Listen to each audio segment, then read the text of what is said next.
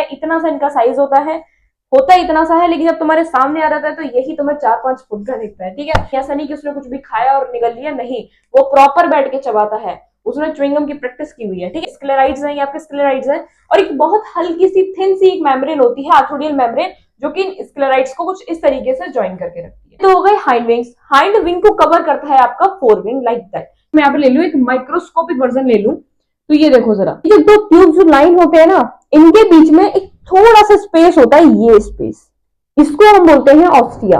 यहां पर क्या आपको एनल स्टाइल दिख रहा है? एनल स्टाइल तो कोई नहीं दिख रहा, यानी ये आपका कैसा कॉकरोच है? मेल कॉकरोच है। तो hello pigeons, hope you are all doing well. आज के इस वीडियो में हम लोग कवर करेंगे कॉकरोच को, यानी आज की इस वीडियो में हम लोग कॉकरोच के बारे में डिस्कस करेंगे। फ्रॉग के बारे में हम लोग ऑलरेडी अपनी प्रीवियस 2 वीडियोस में डिस्कस कर चुके हैं, जिसमें मैंने आप लोगों का पूरा फ्रॉग जो है वो कंप्लीट कर दिया है। आज की इस वीडियो में हम लोग कॉकरोच को डिस्कस करेंगे, and let's see the duration of the video. अगर ये ज्यादा लंबा जाता है तो फ्रॉग की तरह इसको भी हम 2 वीडियोस के पार्ट्स में डिवाइड कर देंगे। डोंट वरी, एक एक चीज बताऊंगी, एनसीईआरटी की एक एक लाइन आप लोगों को इन लेक्चर में बताने वाली हूँ। ऑल्सो जो मैं जिस नोट्स से मैं आप लोगों को समझाने वाली हूँ वो नोट्स मेरे प्रॉपर एनसीईआरटी बेस्ड है, यानी आप लोगों को एनसीईआरटी पढ़ने की भी जरूरत नहीं पड़ेगी अगर आप मेरे नोट्स से पढ़ रहे हो तो बिना टाइम वेस्ट करे स्टार्ट करते हैं आज के इस लेक्चर को एंड कवर करते हैं कॉकरोच को। तो स्टार्ट करते हैं कॉकरोच के जनरल कैरेक्टर्स के साथ। फटाफट से देखो, फर्स्ट पॉइंट इसका है क्लास इंसेक्टा। तो सबसे बड़ी बात, जो हमारे कॉकरोच है वो हमारे किस क्लास से बिलोंग करते हैं? इंसेक्टा से, क्योंकि जाहिर सी बात है ये एक इंसेक्ट है। फाइलम की अगर हम लोग बात करें तो इनका फाइलम होता है आर्थ्रोपोडा। आर्थ्रोपोडा में बेसिकली सभी टाइप के इंसेक्ट्स इंक्लूड होते हैं, क्योंकि कॉकरोच भी इंसेक्ट है तो उसका फाइलम क्या होगा? Arthropoda.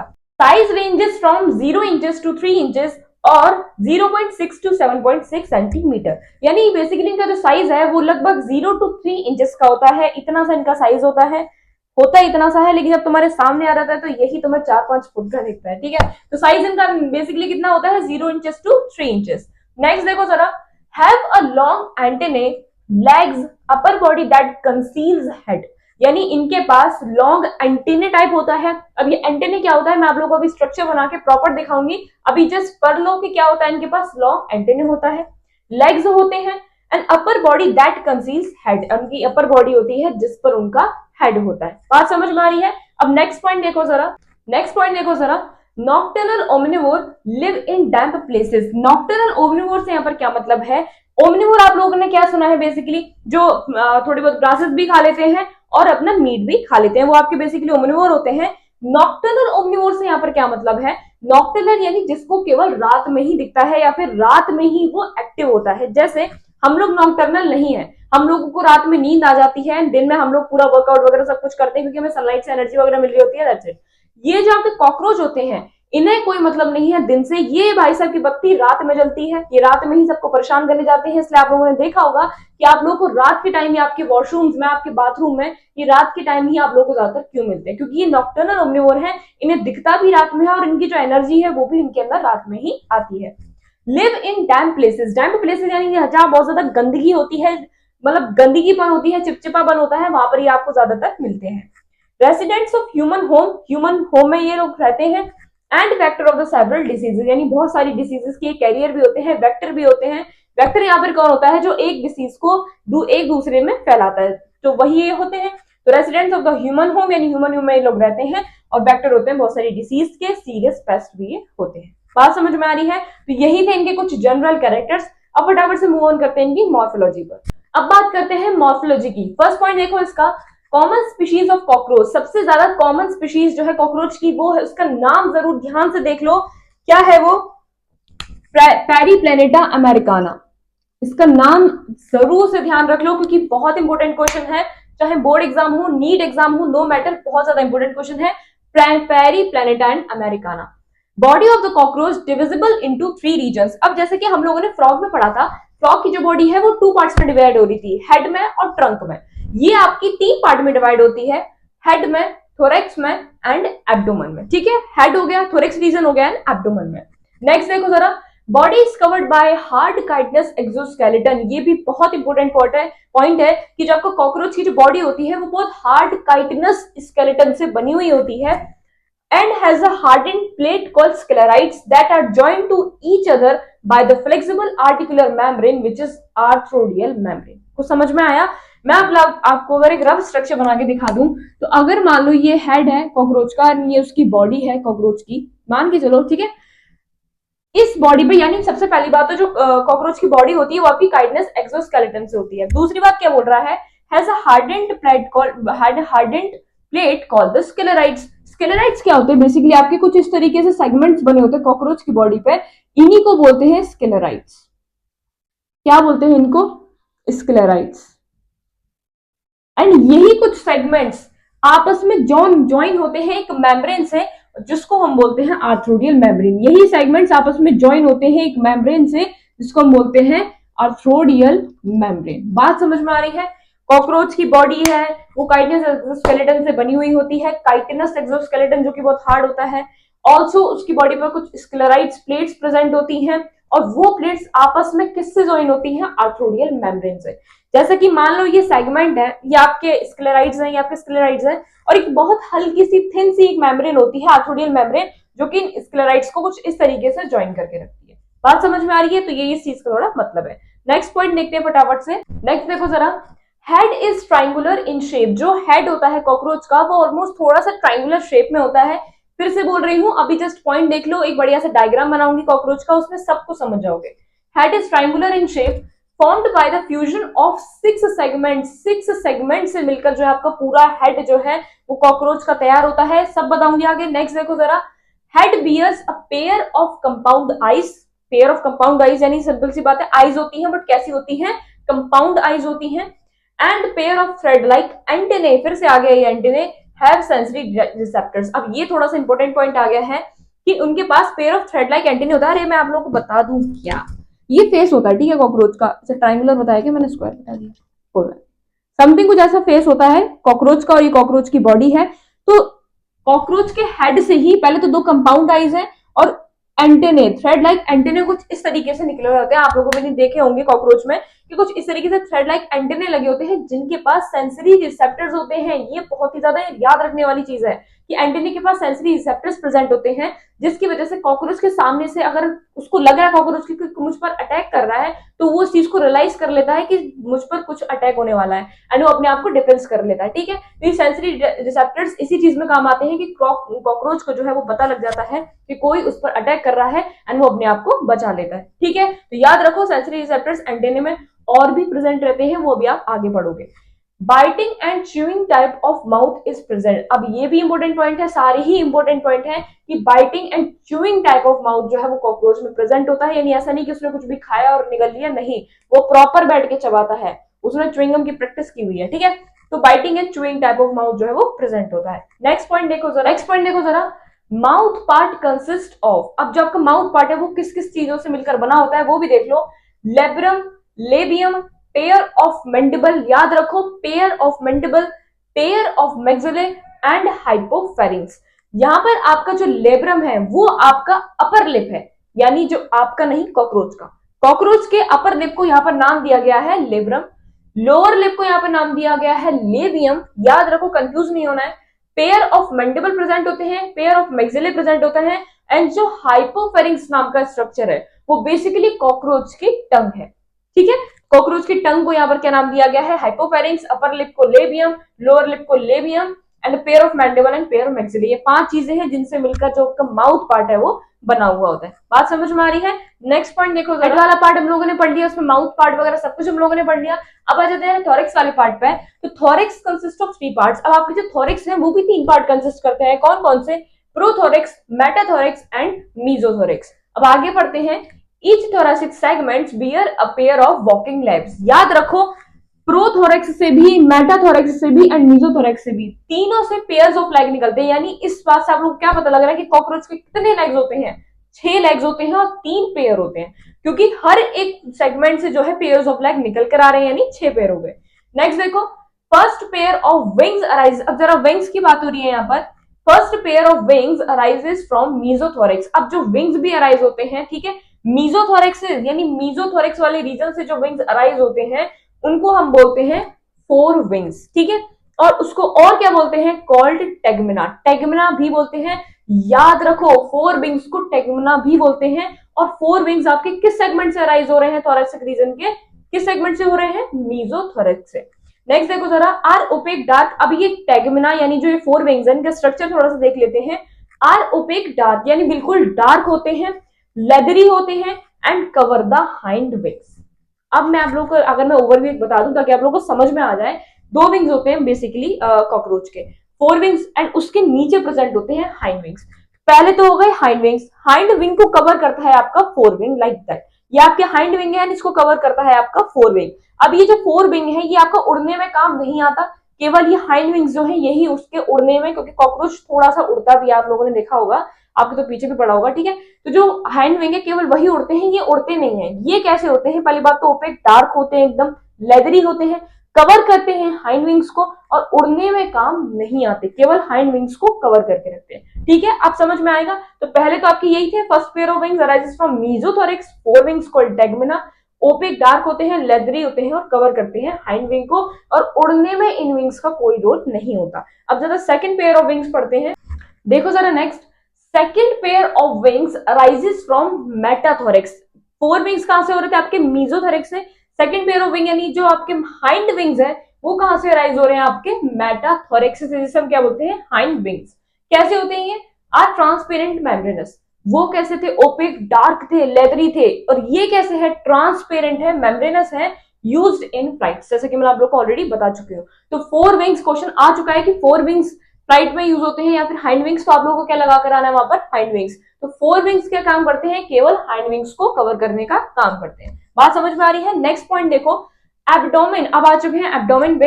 Abdomen both in males and females consist of 10th segment, यानी मेल्स कॉकरोच हो चाहे फीमेल कॉकरोच हो, उसमें जो एब्डोमेन है वो आपका 10th सेगमेंट पर प्रेजेंट होता है। तो ये याद करने वाली चीज है, इस पे क्वेश्चन ऑलरेडी 2-3 बार आ चुका है, ठीक है, कि जो आपका एब्डोमेन है वो कॉकरोच में किस सेगमेंट पे आके लाई करता है, तो वो कौन सा होता है? आपका 10th सेगमेंट। आप लोगों को बताया था ना कॉकरोच की बॉडी में सेगमेंट्स प्रेजेंट होते हैं, तो उसमें से 10th सेगमेंट पे जो आपका कॉकरोच का एब्डोमेन है वो प्रेजेंट होता है। फटाफट से देखो जरा नेक्स्ट पॉइंट। नेक्स्ट पॉइंट देखो जरा, in females seventh sternum is boat shape, यानी वही ये 10th सेगमेंट पे आपका एब्डोमेन था, यहाँ पर अब सेवंथ की बात की जा रही है, तो सेवंथ स्टर्नम वाले रीजन यानी वेंट्रल रीजन पे इस बोट शेप, कैसा होता है आपका? बोट शेप्ड का होता है। 8th and 9th sterna forms the brood और द जेनाइटल पाउच। 8th और 9th स्टर्ना मिलकर आपका यहाँ पर, ये बहुत बहुत इंपॉर्टेंट पॉइंट है, इनमें से मतलब क्वेश्चन मेजरली इन्हीं में से आता है, मैं आप लोगों को ये बता दे रही हूँ सीधा सीधा, क्वेश्चंस मेजरली इन्हीं में से आते हैं, तो ध्यान से सुन लो। 7th स्टर्नम आपका बोट शेप का होता है। 8th और 9th स्टर्नम बनाते हैं आपके ब्रूड और जेनाइटल पाउच, यानी जिसमें आपके सारे फीमेल के जो है वो जेनिटल ऑर्गन्स प्रेजेंट होते हैं। याद रखो ये अभी फीमेल की बात चल रही है। ब्रूड और genital pouch contains female gonopore, spermathecal pores and collateral glands. अब ये जो फीमेल गोनोपर, स्पर्मेथिकल पोर्स और जो कोलेटरल ग्लैंड्स है, ये तीनों बेसिकली फीमेल कॉकरोच के जेनिटल ऑर्गन्स है, ठीक है।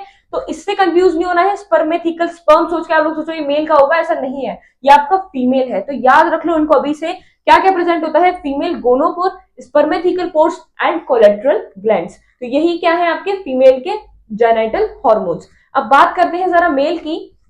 अब जरा मेल्स की बात करते हैं। Genital pouch lies at the dorsally by 9th and 10th terga and ventrally by 9th sternum. अब यहाँ पर कुछ चीजें ऐसी हैं जिसको हम समझा भी नहीं सकते, मैंने आप लोगों को पहले भी बोला था, कुछ चीजें ऐसी होती हैं जो समझाई जा सकती हैं यहाँ पर, लेकिन कुछ चीजें ऐसी हैं जो आपको याद ही करनी पड़ेंगी। तो आप लोगों को ये जरूर से याद रखना है कि जेनिटल पाउच, अब फीमेल्स में तो 8th और 9th स्टर्ना पे था, यहाँ पर जो आपका जेनिटल पाउच है वो डॉर्सली तो होता है 9th और 10th टर्गा पे, यानी पीछे की साइड से, यानी डॉर्सली साइड से, तो 9th और 10th टर्गा पे होता है। लेकिन वेंट्रली आपका 9th, अरे टर्गा बेसिकली डॉर्सल साइड पे प्रेजेंट होता है, स्टर्नम आपका जो है वेंट्रल साइड पे प्रेजेंट होता है, ठीक है। तो आपका जो जेनिटल पाउच है किसमें? मेल में, वो डॉर्सली 9th और 10th टर्गा पे होता है, लेकिन वेंट्रली आपका 9th स्टर्नम पे होता है। तो शायद कुछ चीजें यहाँ पर ऐसी हैं जो आपको याद ही करनी पड़ेंगी। कंटेन्स, अब बात कर लेते हैं मेल की जेनिटल ऑर्गन्स की, which is dorsal anus, ventral male genital pore and gonapophysis. तो 3 आपके यहाँ पर भी है, 3 आपके वहां पर भी थे। क्या क्या है यहाँ पर? Dorsal anus, ventral male genital pore and gonapophysis. तो आपको ये चीज भी याद रखनी है कि ventral male genital pore contain dorsal anus. क्या पता यहीं पे आपका वेंट्रल डॉर्सल कर दिया और आपका भी हो जाएगा। तो ये था आपका मेल का एंड फीमेल का बता दिया। अब फटाफट से मूव करते हैं नेक्स्ट पॉइंट पे। जरा अब देखो, थोड़े ज्यादा इंपॉर्टेंट पॉइंट है, ध्यान से सुनना। इन बोथ सेक्सेस यानी फीमेल में भी और मेल में भी 10th segment bears a jointed filamentous structure called anal cerci. यानी 10th सेगमेंट पे एक जॉइंटेड फिलामेंटस स्ट्रक्चर होता है जिसे हम क्या बोलते हैं, एनल सर्काई। और ये दोनों सेक्सेस यानी मेल और फीमेल कॉकरोचेस दोनों में ही प्रेजेंट रहेगा।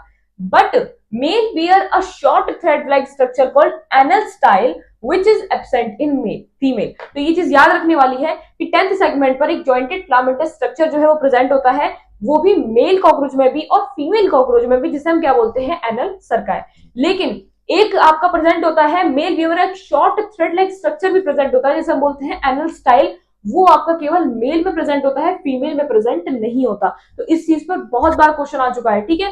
तो एनल स्टाइल आप लोग याद कर सकते हो कि लड़के ज्यादा स्टाइल मारते हैं, होता कुछ नहीं लेकिन ठीक है, स्टाइल मारते हैं, तो ऐसा आप लोग याद कर सकते हो। फीमेल में ये नहीं होता, इस चीज को भी आप लोगों को याद करना है, ठीक है। अब जरा देख लेते हैं कॉकरोच का एक स्ट्रक्चर, जिसमें आप लोगों को मैंने अभी तक जितना पढ़ाया है और जितनी चीजें मैं उसमें कवर कर सकती हूँ उस स्ट्रक्चर में, वो फटाफट से देख लेते हैं, देन हम लोग मूव करेंगे एनाटॉमी पे। तो एक बार ओवरव्यू ले लेते हैं पूरे स्ट्रक्चर का कॉकरोच का। आप लोग देख सकते हो यहाँ पर, देखो ये मैं आप लोग को ऑलरेडी बता भी चुकी हूँ, फिर से बता देती हूँ। ये आपके एंटीना है जिसपे आपके सेंसरी रिसेप्टर्स प्रेजेंट होते हैं, जिससे कॉकरोच को पता लगता है कि हाँ मुझ पर अब अटैक होने वाला है और मुझे अब बचना चाहिए।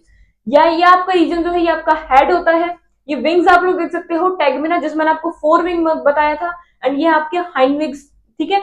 अच्छा, ये जो पोर्शन आप लोग देख रहे हो, देखो मैंने आप लोग को बताया था कॉकरोच में सेगमेंट्स होते हैं, कुछ इस तरीके के सेगमेंट्स होते हैं, जिसमें मान लो ये 10th सेगमेंट है और इस पर हमारा क्या प्रेजेंट है, एब्डोमेन प्रेजेंट है। ये देखो ये होते हैं आपके एनल सर्काई, जो मैंने आपको बताया था ना, फिलीफॉर्म जॉइंटेड स्ट्रक्चर, यही है आपके एनल सर्काई। और एनल सर्काई आपके मेल और फीमेल दोनों में प्रेजेंट होते हैं। यहां पर क्या आपको एनल स्टाइल दिख रहा है? एनल स्टाइल तो कोई नहीं दिख रहा, यानी ये आपका कैसा कॉकरोच है, मेल कॉकरोच है। और यही कॉकरोच भी आपकी एनसीईआरटी में दिया हुआ है। तो एनसीईआरटी में जो कॉकरोच दिया हुआ है वो है आपका female cockroach, not male, female cockroach, क्योंकि अगर मेल होता तो उसमें एनल स्टाइल भी मार्क किया हुआ था, ठीक है। नेक्स्ट देखो जरा, ये आपके मेटाथोरेक्सिक लेग है, मैंने आप लोग को बताया थी 3 reasons, metathorax, mesothorax and prothorax.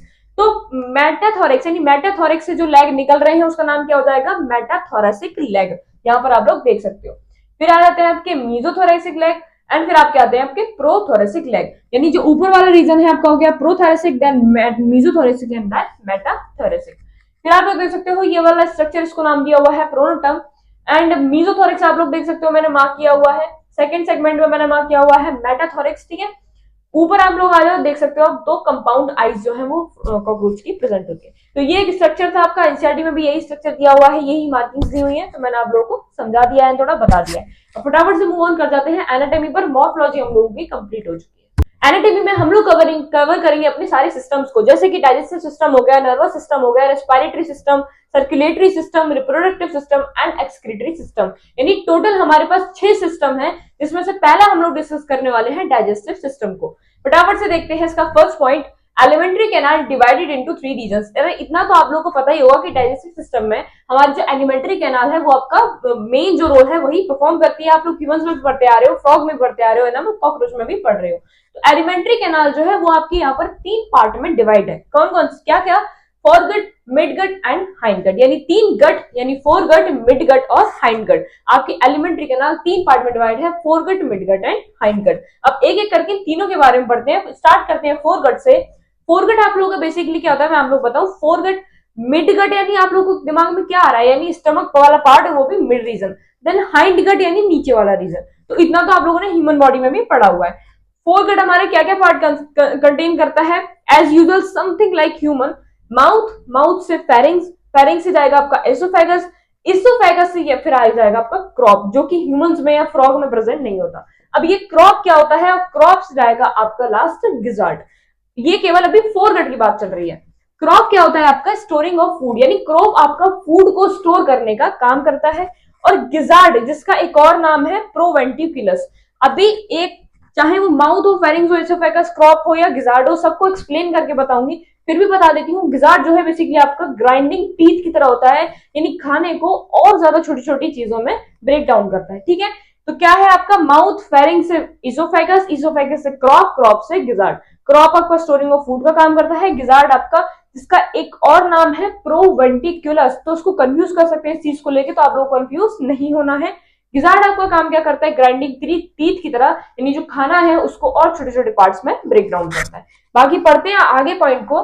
Next point देखो जरा, outer layer of thick circular muscles and the thick inner cuticle forming a six highly chitinous plate called the teeth। यानी जाहिर सी बात है, हम लोग पहले किसकी बात कर रहे हैं, फोरगट की बात कर रहे हैं। फोरगट में आउटर लेयर जो है वो क्या कंटेन करती है, सिक्स हाईली काइटनस प्लेट। कुछ हाईली काइटनस का मतलब आप लोग समझ रहे हो, यानी कुछ तो हार्ड चीज है। काइटनस का नाम आ रहा है, यानी कुछ तो हार्ड चीज है। तो कुछ ऐसी हार्ड प्लेट्स जो कंटेन करते हैं, और कितनी होती है, 6 होती हैं। ऑलरेडी क्वेश्चन आ चुका है, कॉल्ड टीथ, जिसे हम टीथ बोलते हैं, ठीक है। Gizzard help in grinding food particle. अरे भाई, मैंने आप लोगों को अभी बताया है कि गिजार्ड यहाँ पर आपका टीथ का काम करता है, यानी जो भी फूड पार्टिकल है उसको छोटे छोटे पीसेस में ब्रेक डाउन करता है। तो वही चीज यहाँ पे आ रही है, 6 highly chitinous plate called teeth, और जिसे हम क्या बोलते हैं, गिजार्ड बोलते हैं। Helps in grinding food particle, यानी फूड पार्टिकल को ग्राइंड करने में हेल्प करता है। नेक्स्ट पॉइंट देखो जरा, entire foregut is lined by cuticle, यानी जो आपका जितना भी फोरगट के अंदर का जो भी आपका मेम्ब्रेन है वो आपकी किससे लाइन होती है, क्यूटिकल से लाइन होती है। नेक्स्ट पॉइंट देखो जरा, 6 to 8 blind tubules called the hepatic or the gastric caecae presents at the junction of the foregut and midgut। Foregut और मिडगट देन हाइंडगट। तो फोरगट और मिडगट के जंक्शन पर क्या प्रेजेंट रहते हैं, आपके 6 to 8 ब्लाइंड ट्यूब्यूल्स प्रेजेंट रहते हैं, जिसको हमने नाम दिया है यहाँ पर हेपेटिक और गैस्ट्रिक सीके। अगर आपको ये पॉइंट समझ में नहीं आ रहे हैं, मैं अभी डायग्राम बनाऊंगी, इसके बाद 3 पॉइंट्स और हैं वो कवर करके मैं आप लोगों को एक डायग्राम बना के दिखाऊंगी डाइजेस्टिव सिस्टम का, आप लोगों को यूं क्लियर हो जाएगा, ठीक है। अभी जस्ट माइंड में रखो कि हाइंडगट, फोरगट और मिडगट के बीच में कुछ जंक्शन, उसके जंक्शन के बीच में कुछ ट्यूब्यूल्स प्रेजेंट होते हैं। कितने होते हैं, 6 to 8 होते हैं, और क्या नाम दिया है हमने उसको, हेपेटिक और गैस्ट्रिक सीके। फटाफट से चलते हैं इसके नेक्स्ट पॉइंट पे। Let's see the last 3 point of the digestive system.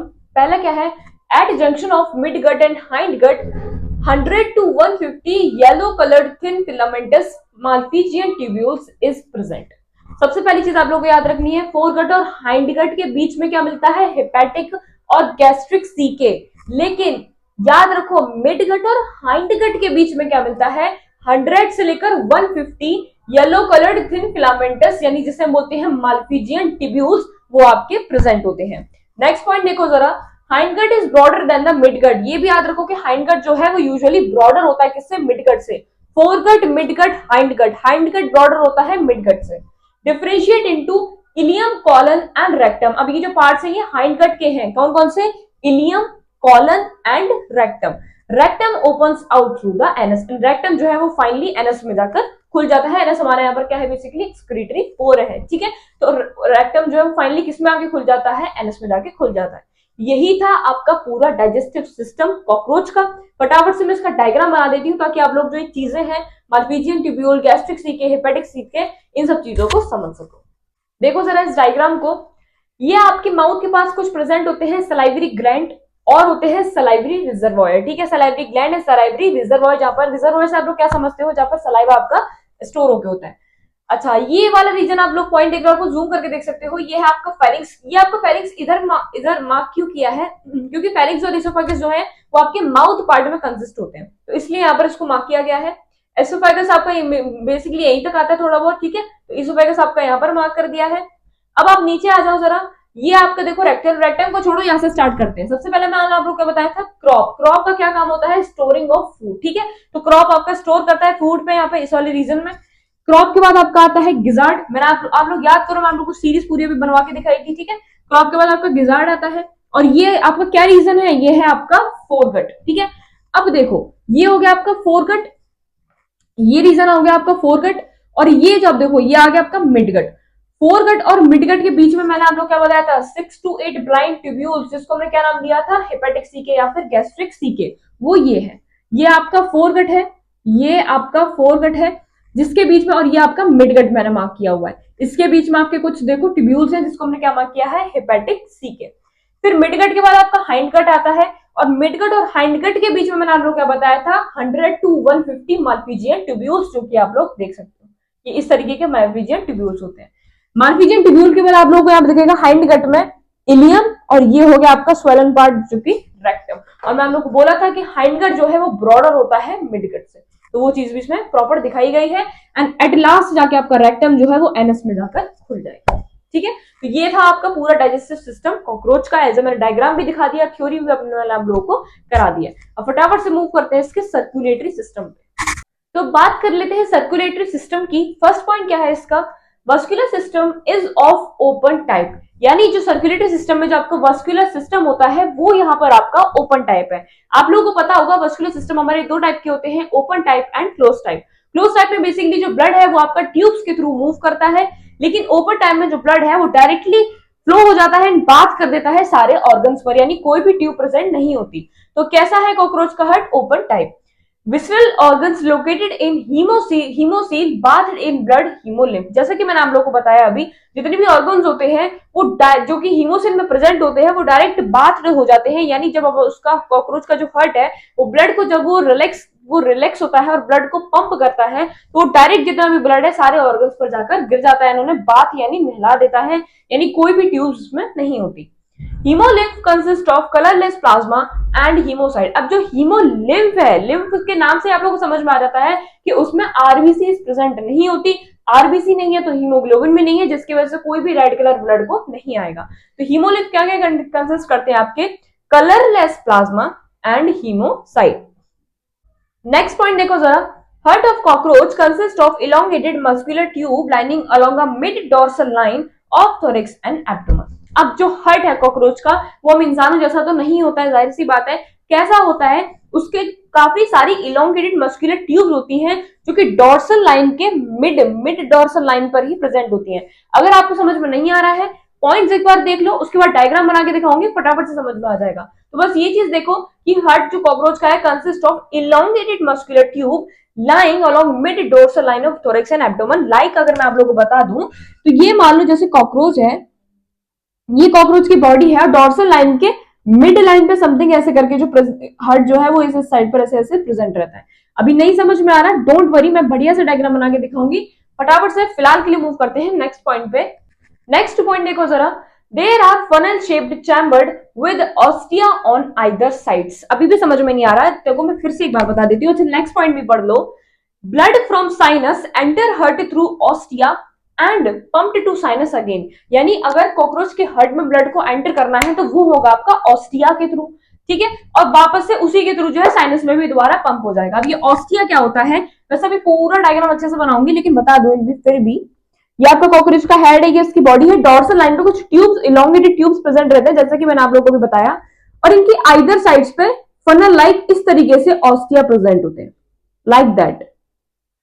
अब आप लोग देख सकते हो कि अगर अंदर साइनस में यानी ट्यूब्स में अगर ब्लड को जाना होगा, यानी कॉकरोच के हर्ट में अगर ब्लड को जाना होगा तो वो आपके ऑस्टिया के थ्रू ही जाएंगे, यानी ये जो देख रहे हो फनल शेप्ड ऑस्टिया, इसी के थ्रू अंदर भी जाएंगे और इसी के थ्रू बाहर भी आएंगे। तो बात समझ में आ रही है आप लोगों को? तो ये तो मैंने ऐसी रफली समझा दिया है, पॉइंट्स आपके सर्कुलेटरी सिस्टम के कंप्लीट हो चुके हैं। अब फटाफट से बढ़िया से डायग्राम बना के आप लोगों को मैं समझाती हूँ। अब बात कर लेते हैं डायग्राम से। यहाँ मैंने जो भी लेबलिंग की हुई है वो आपको नोट्स में, यानी जो मैंने आप लोगों को थ्योरी बताई है उसमें तो बिल्कुल भी नहीं थी, लेकिन आप लोगों को फिर से समझनी पड़ेगी क्योंकि एनसीईआरटी में मार्किंग्स गिवन है, बट मैं आपको समझा दूंगी, डोंट वरी। ये है आपके, अच्छा सबसे पहली चीज तो जो हर्ट के चैम्बर होते हैं हमारे कितने होते हैं, 4 चैम्बर होते हैं। कॉकरोच में जो हर्ट के चैम्बर होते हैं वो होते हैं 13। एनसीईआरटी में गिवन नहीं है, बट आप लोगों को याद करना है कि कॉकरोच में कितने चैम्बर्स ऑफ हर्ट होते हैं, 13 चैम्बर्स ऑफ हर्ट होते हैं, राइट।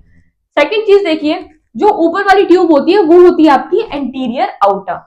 मैंने आप लोगों को बताया था मिड डोर्सल लाइन पे ट्यूब, आप लोग देख सकते हो ट्यूब लाइक, देखो मिड डोर्सल लाइन पे एकदम मिड में एक ट्यूब बनती हुई आ रही है, ठीक है, काफी सारे चैम्बर्स के साथ, और साइड में ये आप देख रहे हो इनको हम बोलते हैं एलियरी मसल्स। फिर आप लोग ये सोच रहे होंगे कि ऑस्टिया आपने क्या बताया था, जबकि ये तो एलियरी मसल्स है। मैं आप लोगों को बताती हूँ, जो आपके ट्यूब होते हैं, मान लो मैं इस ट्यूब का जो है एक इलोंगेटेड, एक जूम लेके जो वर्जन लेते हैं वो अगर मैं यहाँ पे ले लूं, एक माइक्रोस्कोपिक वर्जन ले लूं, तो ये देखो जरा, ये ट्यूब्स होते हैं, ये आपके समथिंग कुछ इस तरीके से होते हैं, आपस में अटैच। ये आपका पहला ट्यूब हो गया, एंड दूसरा ट्यूब जो है वो आपका फिर इस तरीके से आएगा, देन तीसरा ट्यूब आपका इस तरीके से आएगा। इस तरीके से ये ट्यूब जो है वो लाइन होते हैं। अब आप लोग सोच रहे होंगे ऑस्टिया क्या है, तो ये जो आप ये जो दो ट्यूब जो लाइन होते हैं ना, इनके बीच में एक थोड़ा सा स्पेस होता है, ये स्पेस, इसको हम बोलते हैं ऑस्टिया। आप लोग जूम करके देख सकते हो, ये जो स्पेस होता है मैं आपको फिर से करके दिखा देती हूँ, या जो आपका पहला ट्यूब है ये इस तरीके से आता है, एंड इसके बाद जो सेकेंड ट्यूब आएगा वो आपका कुछ इस तरीके से कंटिन्यू करेगा, वो बहुत थोड़ा सा स्पेस छोड़ेगा इस ट्यूब के अंदर ब्लड को आने और जाने के लिए, और इसी स्पेस को हम लोग बोलते हैं ऑस्टिया। तो आप लोगों को समझ में आया होगा। ये जो साइड में रेड पोर्शन है ये होती है आपकी एलरी मसल्स, जो कि कितने पेयर होते हैं, इसके 12 पेयर होते हैं। एनसीईआरटी में गिवन नहीं है बट आप लोग लर्न कर लीजिए, मे भी हो सकता है क्वेश्चन इस पे भी आ जाए। तो यही था आपका पूरा कॉकरोच का सिस्टम। इसी में आप लोग देख सकते हो ऑस्टिया के थ्रू ही अंदर ब्लड जाता है, बाहर आता है, या कैलरी मसल्स हैं जो कि ब्लड को मूव कराने में हेल्प करती हैं। ठीक है, तो यही था आपका कॉकरोच का सर्कुलेटरी सिस्टम। आज की इस वीडियो को यहीं पर खत्म करते हैं क्योंकि वीडियो का ड्यूरेशन थोड़ा सा लंबा जा रहा है, बट डोंट वरी, कॉकरोच का भी हम लोग पार्ट 2 लेकर आएंगे जिसमें हम बाकी की सारी बची चीजें कवर करेंगे, जैसे कि आपका रेस्पिरेटरी सिस्टम हो गया, एक्सक्रीटरी सिस्टम हो गया, नर्वस सिस्टम हो गया, रिप्रोडक्टिव सिस्टम हो गया। ज्यादा नहीं बचा, थोड़ा सा बचा है, बहुत छोटे छोटे पॉइंट्स हैं इनमें, फटाफट से पार्ट 2 में इसको भी रैप अप कर देंगे। आज का लेक्चर आप लोगों को समझ में आया है नहीं, आपके लिए हेल्पफुल रहा है या नहीं, ये जरूर कमेंट सेक्शन में बता दीजिएगा। लाइक कर दीजिएगा इस वीडियो को, एंड जो नए हैं वो सब्सक्राइब कर दीजिए मेरे चैनल को। बाकी thank you so much, keep studying, लगे रहो लगे रहो लगे रहो।